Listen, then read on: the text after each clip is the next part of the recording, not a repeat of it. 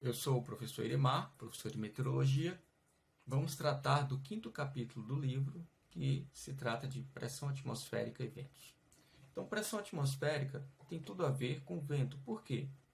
Porque uma diferença de temperatura, ou seja, um gradiente de temperatura, gera uma diferença de pressão na nossa atmosfera, ou seja, um gradiente de pressão, que vai gerar vento, né?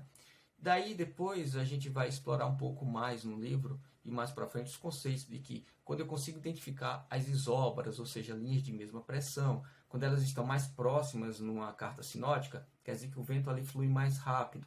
Quando elas estão mais espaçadas, o vento flui mais devagar.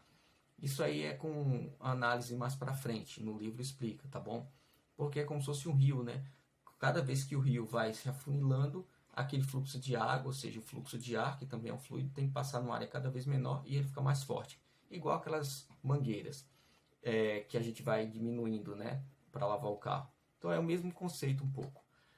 A gente fala também sobre pressão, igual força sobre área. Eu coloco a equação lá para quem gosta de física, matemática, né, vai se sentir um pouco mais enturmado. A gente também lembra do conceito que à medida que eu subo na atmosfera, eu tenho menos pressão atmosférica, porque eu tenho menos gases, vai exercer menos força na mesma área do corpo, por exemplo, um corpo humano, então a pressão vai diminuir. Aí quem lembra de física vai gostar daquela forma como eu falei, porque vai entender mais interessante, mais legal, fica mais legal. Tem também a parte histórica, né? Como é que surgiu os campos báricos, essa teoria da pressão, né? Os primeiros equipamentos, o que era a base de mercúrio, né? O barômetro de mercúrio, como é que surgiu, etc. A gente fala também, né, do conceito de altas e baixas pressões. Isso é muito importante, principalmente para a ANAC, para a aviação e para quem é apenas um entusiasta. O que é uma alta pressão? O que é uma baixa? Quais as características de uma atmosfera em que está sob uma alta pressão? Quais as características da atmosfera sob uma baixa pressão? No hemisfério norte, como é que ocorre o giro? Como é que eu identifico uma alta pressão? Qual é o giro, horário, anti-horário? Numa baixa pressão no hemisfério norte, qual é o giro, horário, anti-horário? Hemisfério sul também. Então esses conceitos é interessante, né? Até tem um site muito interessante que é o Wind, que você entra no site Wind e é vento em inglês com Y no final, você consegue colocar as isóbaras lá, as linhas de mesma pressão, e você consegue ver o giro horário ou anti-horário, identificar se é uma alta ou se é uma baixa pressão, e independente do hemisfério. Lembrando que no hemisfério norte e no hemisfério sul, as altas e baixas giram em sentidos contrários, uma com a outra. Aí você lê no livro para ver quem é quem, se é horário, se é anti-horário, tá bom?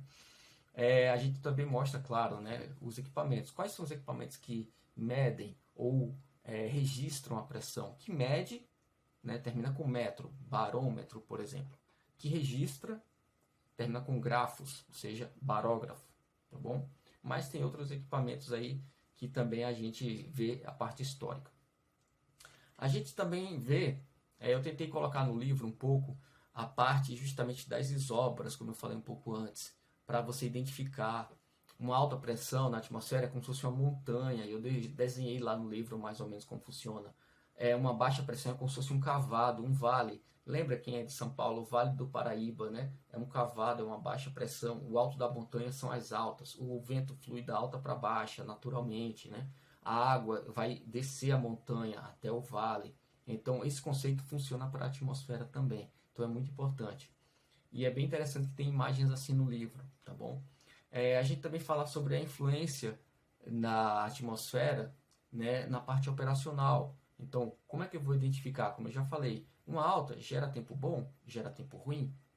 Como que eu vou interpretar isso? Uma baixa também é tempo bom ou tempo ruim?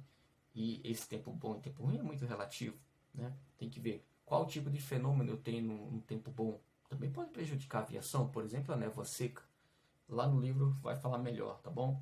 A gente fala também da parte da pressão dinâmica, né? Existe uma maré barométrica, tem esse conceito no livro e nas provas.